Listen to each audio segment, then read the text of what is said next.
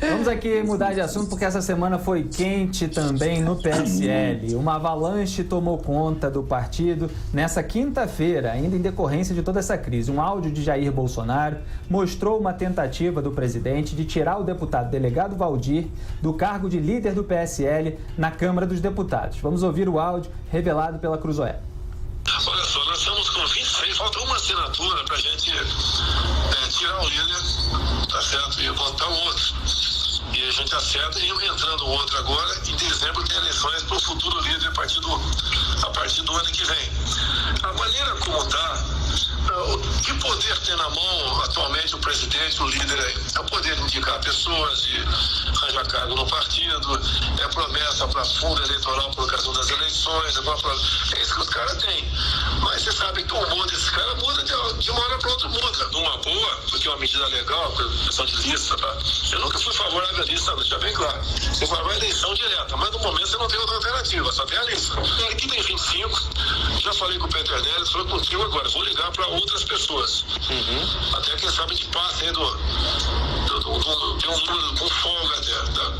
Se mais um, se você fechar agora, já tem o suficiente.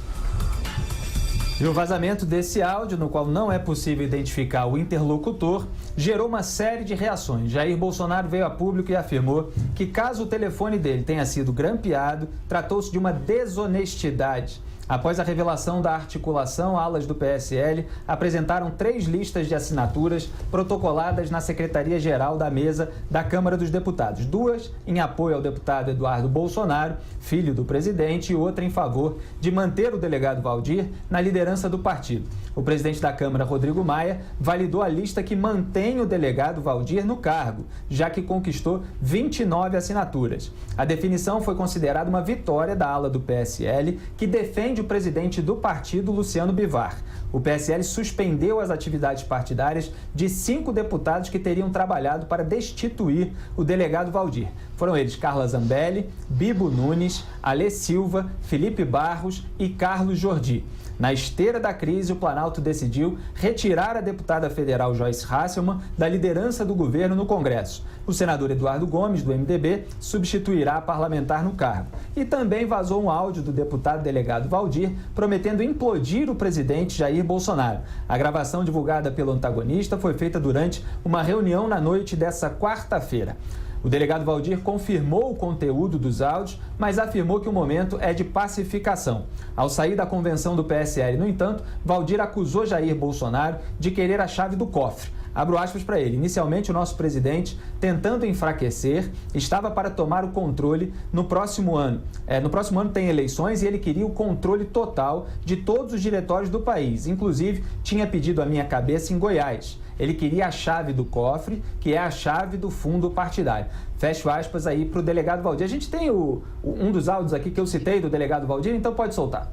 Está gravado, eu tenho gravado. E aí eu vou dizer o seguinte, Luiz, eu vou impedir o presidente. Aí eu mostro a gravação dele. Eu tenho a gravação. Não tem conversa.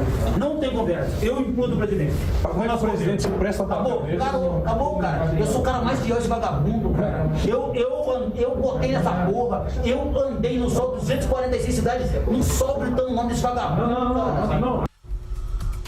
Janaína Pascoal, a senhora que é deputada estadual do PSL, tá vendo essa troca de farpas a semana inteira? Que situação a nossa. Eu entendo a sua situação. Não, a nossa, né? Mas respinga de alguma forma na esfera estadual ou não? Sim, a senhora assiste de fora? É muito difícil. Eu aqui normalmente me coloco numa situação de quem tá olhando, entendeu? Uhum. Gente, eu peço pelo amor de Deus para essas pessoas refletirem. Eu acabei de falar na tribuna, que eu vim direto da Assembleia para cá. Pelo amor de Deus, aproveitem o final de semana para descansar, para orar, para pedir alguma iluminação. Porque é muita confusão para um país só, sabe? É demais. E eu até fico cismada, porque vai votar a Previdência, Deus queira, na terça-feira. Esse conflito todo, às vésperas dessa votação, tudo bem que é em outra casa legislativa, é no Senado, e a confusão, ao que parece, está na Câmara, mas gera, né, um contexto. Então, assim, será que esses parlamentares não estão sendo usados Porque às vezes quem telefona na véspera e fala, faz aquilo, faz isso, nem sempre é pro bem. E tem aquelas pessoas que são mais emocionais, né? Mais... quem sou eu falando, né? Como se eu fosse super racional. Mas assim, tem pessoas que são ainda mais emocionais do que eu e de repente recebem um telefonema, olha, fulano falou isso de você, porque quer fazer tal coisa. Bota pilha, às vezes para utilizar esse alguém, entendeu? Então eu acho que é um momento de todo mundo refletir, sabe? Nós temos que aprovar essa reforma na terça-feira. O país precisa. Então, não é hora de confusão. Não é hora, né? E eu não tenho como falar de pessoas, sabe? Não, porque as pessoas me ligam com aquelas perguntas muito previsíveis. Não, você é de que ala? Eu falei, gente, não sou de ala nenhuma. Eu não estou nem entendendo o que é isso aí, sabe? Porque não tem lógica. Não tem lógica. Senador Plínio Valério, como é que o senhor enxerga aí essas tretas dentro do PSL e elas podem influenciar de alguma forma a tramitação de reformas, por exemplo? Primeiro, eu converso com o Randolfo Rodrigues, às vezes, e presto minha solidariedade a ele, porque estão tirando, o PSL está tirando deles o dever de ser oposição. A oposição, coitada, está sem nenhuma função diante desse Acho que é tática. Essa função. Aí fizeram o seguinte, a loja mais delicada de cristal que tinham, jogaram o PSL lá dentro. Mas isso não vai respingar na nossa aprovação em segundo turno da reforma da Previdência. Ai, Deus há um compromisso generalizado no Senado. Nós temos a consciência de que a nação precisa dessa reforma e nós vamos votar, colocado em pauta a gente vota.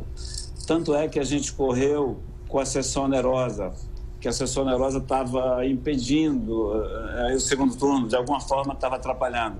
A gente correu, votou, sanou e nós estamos prontos para votar. E o sentimento é pela aprovação com um número muito grande de senadores. No Senado, a conversa é um pouco diferente. Lá pesa muito sobre os nossos ombros a responsabilidade que a gente tem com a nação.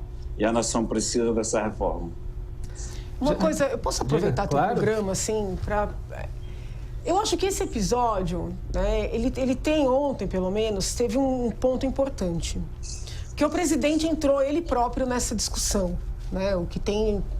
Poderíamos até parar para refletir se seria o caso, mas não é esse o ponto. De novo, o presidente entrou para tentar colocar um filho, né? No caso, na liderança da Câmara. Sim.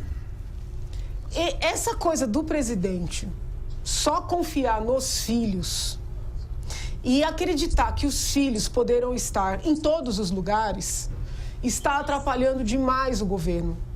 Eu já não critico mais os filhos. Agora eu preciso pedir, pelo amor de Deus, para o presidente compreender que ele precisará confiar em outras pessoas.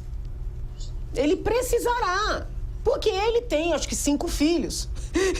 E assim, uma é criança, né? O outro é um jovem, acabou de sair da adolescência. Tem outros 3 que cada um tem o seu trabalho. Ele não vai poder pôr um filho em cada canto. Por exemplo, tudo bem, não está bom com o líder atual? Uma possibilidade. Vamos construir uma liderança, né, com reuniões, com diálogos, com troca de ideias, porque a liderança ela tem que ser construída. Mas não, quem é? Não, tem que ser o filho. Eu acho que o maior erro nessa história toda foi, de novo, entender que tinha que ser um filho. Que já estava para ser indicado a embaixadora... Nas tratativas para tirar a presidência do presidente Bivar, qual era o nome que surgia? Do filho.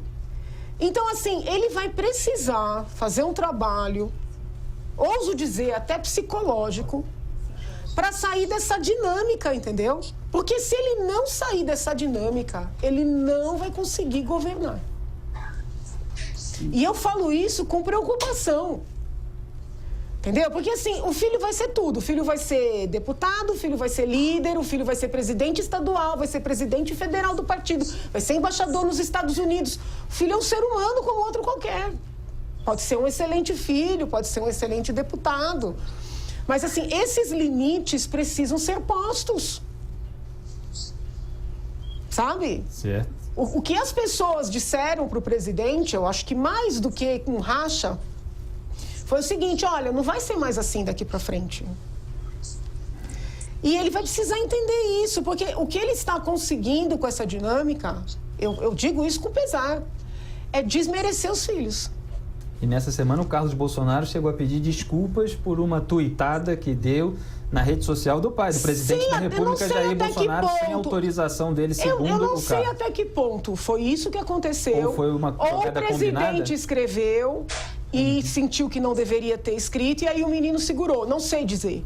Né? Foi só para esclarecer para os ouvintes e para os espectadores, na conta oficial de Twitter do presidente Jair Bolsonaro, houve uma manifestação de aos que questionam. Desde sempre nos posicionamos a favor da prisão após condenação em segunda instância. Isso na quinta-feira de manhã, se não me engano, né, no dia em que ia se iniciar o julgamento, do qual a gente falou no primeiro bloco, da prisão após condenação em segunda instância no Supremo Tribunal Federal. Então, quando eles retiraram do ar, ficou parecendo também que não queriam mexer ali com os ministros do Supremo naquele dia mais sensível. Mas é o que a senhora estava falando, a confiança no filho para administrar a rede social, a confiança no outro filho para ser embaixador, para ser líder do governo na Câmara. O maior problema não é nem a confiança nos filhos, é o não confiar em mais ninguém. Exatamente. E um presidente precisa ter um grupo, não tem jeito.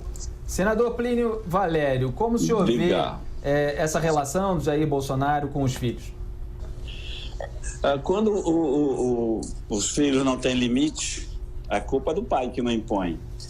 O grande problema que eu vejo no presidente é que ele não entendeu ainda que ele é o presidente do Brasil.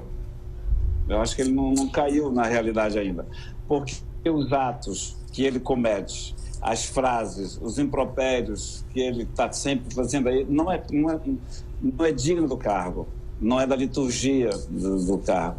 Mas a deputada chamou atenção para uma coisa interessante. Já pensou o que é você ser presidente da República e olhar à sua volta e não encontrar 5 pessoas em que você possa confiar? Então ele tem que realmente entender que ele é o presidente da nação. Ele não é mais presidente de um segmento daquele pessoal que gosta do mito. Ele é o presidente de todos nós. E ele tem que agir como presidente.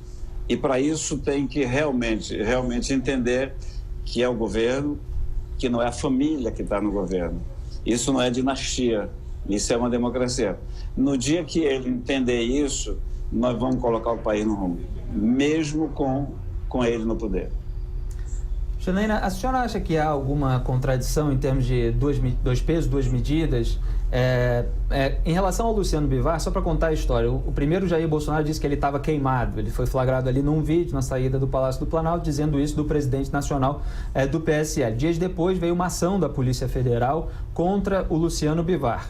E isso, claro, deu uma legitimidade à argumentação dele contra o Luciano Bivar na perspectiva dele.